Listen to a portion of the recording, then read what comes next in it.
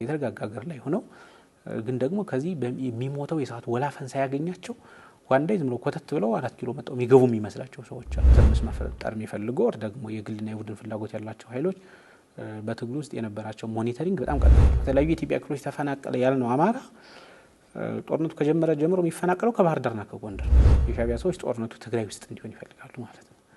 የህወሓት ሰዎች ደግሞ አሻሽለው ተሙተው አማራ ክልል እንዲሆን ይፈልጋሉ። የሰላም አማራጭ መጠቀሙ ሐሳብ መቼ ተጀመረ? ማይገናኙ የሚመስሉ አስተሳሰቦች የያዝናቸው ጥያቄዎች ምንድናቸው? የትኛው ምን ደረጃ ላይ ደርሷል ብሎ ከማየት አንፃር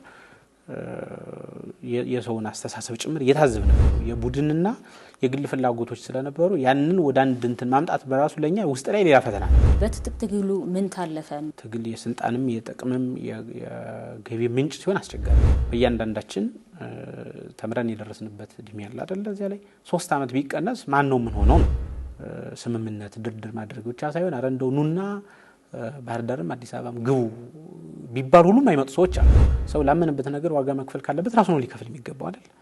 የሆነን ትውልድ የሆነን ወጣት ዋጋ በማስከፈል የሚገኝ ነገር እንደሌለ ታች ያለው ኃይል ላይ እየሰራን ነው።